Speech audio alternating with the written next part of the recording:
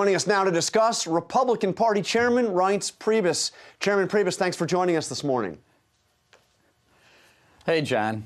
So let me ask you, do you agree with that? Basically, everybody I spoke to up on Capitol Hill this week says they fully expect that Ryan will come on board and endorse Trump at some point. Do you agree he's going to do that?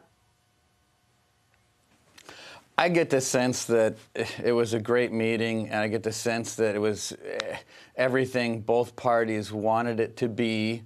I don't speak for Paul Ryan, but what do you expect? I got the sense that things were moving in the right direction. Yeah, are you going to be shocked? Let me put it this way: I would be surprised if he doesn't get there, because he wants to get there, and the things that had taken place on Friday seem to move the ball a long distance down the field. So I'd be surprised if he doesn't. So was it right of Ryan to go to that meeting, come out of that meeting, and still refuse to endorse Trump?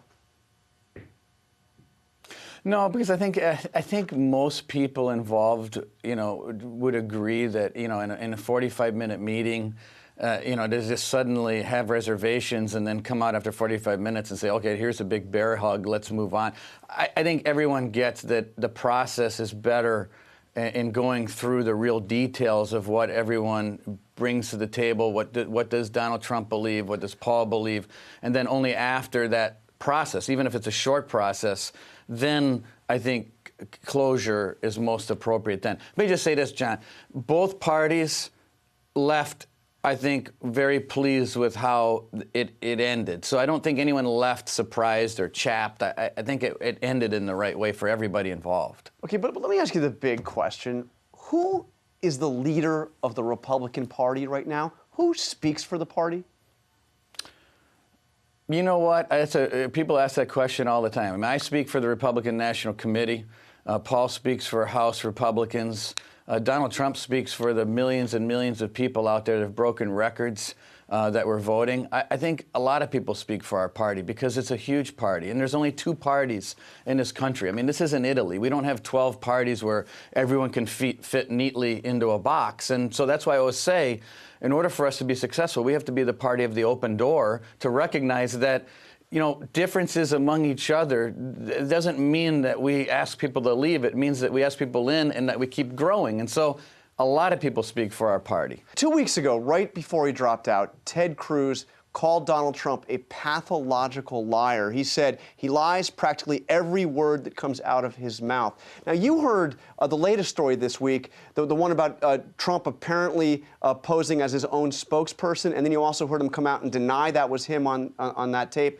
Let me just ask you more broadly, do you have any doubts about Donald Trump's truthfulness? Well, look, it doesn't matter as far as what Ted Cruz said or what Lindsey Graham said or what Jeb said or Marco or the whole 17, folks that we had running. Yeah, I'm asking about you. But what does matter and what we're dealing with now. Do you think he has an issue with my interaction with Donald Trump, I have to judge people based on how I have dealt with individuals one-on-one. I've never had a situation where he's lied to me. I've never had a situation where he was not gracious and to me. Now, obviously, we had a fight over the delegate allocation system, but I didn't back off of that. I came out and defended the party, and he didn't have a problem with that. So I judge people one-on-one. So you trust him? You think he's trustworthy? I also believe that people are entitled to listen. Of course, yes, of course. But I also believe that people are entitled to forgiveness and redemption.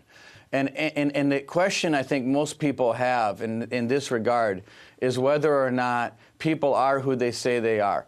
And Hillary Clinton, I mean, you can talk about this issue of 30 years ago with the Washington Post, but the real question is, and I think bigger questions are, that on Hillary Clinton's watch in regard to exchanging cash for favors in the Clinton Foundation.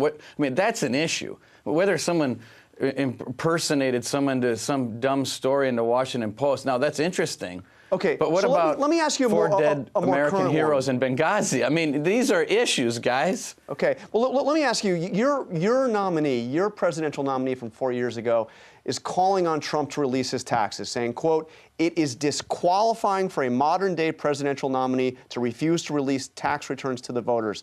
There is only one logical explanation for Mr. Trump's refusal to release his returns. There is a bombshell in them." So let me ask you, do you agree with Mitt Romney on this, or do you agree with Donald Trump, who said it is none of our business?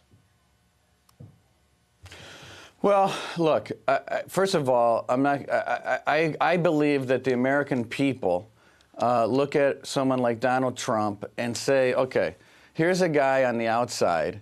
Here's a guy that's never run for office. And I just have to tell you, after a year of dealing with this primary one-on-one, and you know it's been a lot, I don't think the traditional playbook applies, John.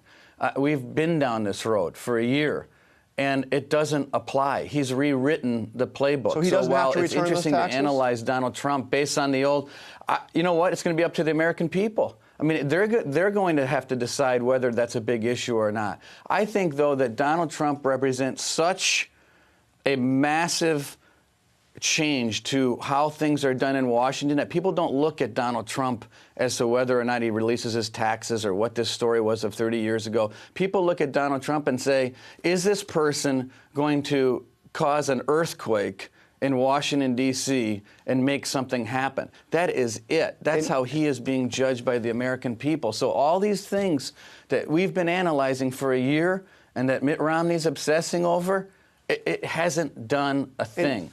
And that, I think, people are missing about Donald Trump. And finally, I'm sure you've seen the front page of the New York Times today, the story about Trump's relationship with women, talking about unwelcome romantic advances, unending commentary on the female form, a shrewd alliance with ambitious women, and unsettling workplace conduct. Do you have any doubts in your mind about Trump's relationship with women, about the way he talks about women?